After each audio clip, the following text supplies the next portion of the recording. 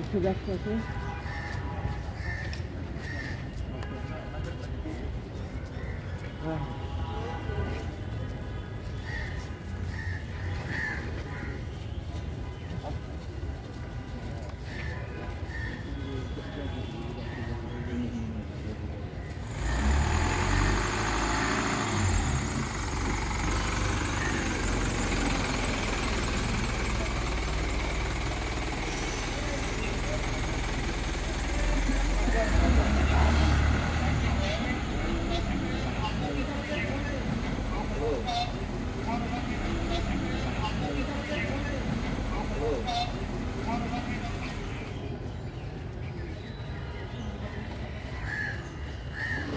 আজকে আমরা ট্রাইব্যুনালে দুটো মিসেলেনিয়াস কেসের হিয়ারিংয়ের জন্য ছিল।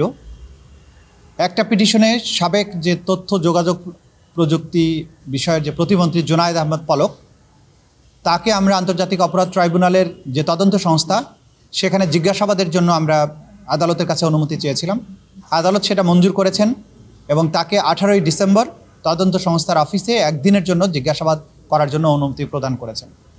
তাকে জিজ্ঞাসাবাদ করতে চাওয়ার প্রধান কারণ হচ্ছে এই আসামি মন্ত্রিসভার সদস্য হিসেবে জুলাই আগস্টে ছাত্র জনতার উপরে সংগঠিত যে গণহত্যা, মানবতাবিরোধী অপরাধ, সেগুলোর পরিকল্পনা বাস্তবায়নের ব্যাপারে সরাসরি দায়িত্বপ্রাপ্ত ছিলেন এবং এটার সুপিরিয়র রেসপন্সিবিলিটি যার উপরে বর্তায় সেই সাবেক প্রধানমন্ত্রীর সাথে এই জুনায়েদ আহমেদ পলকের ঘনিষ্ঠ সম্পর্ক ছিল এবং এই সব পরিকল্পনার ব্যাপারে তিনি জানতেন। সেই পরিকল্পনার ব্যাপারে বিস্তারিত তথ্য উদ্ঘাটনের জন্য তাকে জিজ্ঞাসাবাদ করা প্রয়োজন। একই সাথে আপনারা জানেন যে এই গণহত্যা এবং আন্দোলন চলাকালীন সময়ে বাংলাদেশের ইন্টারনেট সেবাকে বন্ধ করে দিয়ে এই বিভাগের দায়িত্বপ্রাপ্ত মন্ত্রী হিসাবে গোটা দুনিয়াকে বাংলাদেশ থেকে বিচ্ছিন্ন করে রেখেছিলেন।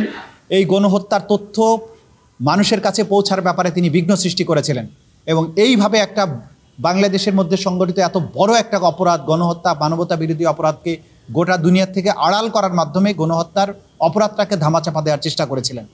এই ব্যাপারে বিস্তারিত তথ্য উদ্ঘাটনের জন্য তাকে জিজ্ঞাসাবাদ করা দরকার। এই কারণে তদন্ত সংস্থা আমাদের কাছে অনুরোধ জানানোর প্রেক্ষিতে আমরা আদালতের কাছে আবেদন করেছিলাম। সে প্রেক্ষিতে আদালত আমাদের আবেদন মঞ্জুর করেছেন এবং একদিনের জন্য তাকে জিজ্ঞাসাবাদের অনুমতি প্রদান করেছেন। দ্বিতীয় যে পিটিশনটা আমরা মুভ করেছি সেটা হচ্ছে যাত্রাবাড়ি থানায় যে গণহত্যাটা হয়েছিল জুলাই আগস্ট বিপ্লবের সময়ে এবং বাংলাদেশের সবচাইতে বড় গণহত্যাটা হয়েছিল যাত্রাবাড়িতে। সেখানে সাধারণ ছাত্রদেরকে আহত অবস্থায় পড়ে থাকার পরেও সেখানে ব্রাশ ফায়ার করে হত্যা করা হয়েছে। প্রায় 4 শতাধিক মানুষকে সেখানে হত্যা করা হয়েছে।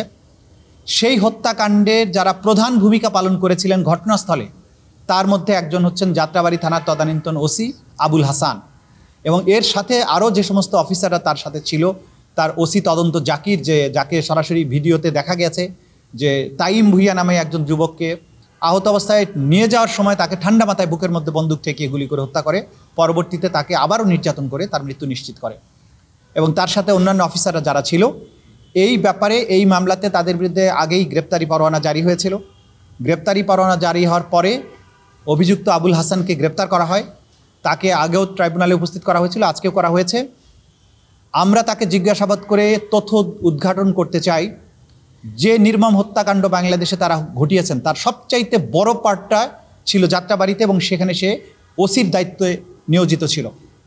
কিভাবে, কার নির্দেশে, কোন কোন অফিসারদের মাধ্যমে এই গণহত্যাটা তারা সংগঠন করেছেন, কে এটা নির্দেশদাতা ছিল, কারা কারা সম্পৃক্ত ছিল এবং কেন তারা এরকম নির্মমতার আশ্রয় নিয়েছে, এই বিষয়টি তথ্য উদ্ঘাটনের জন্য।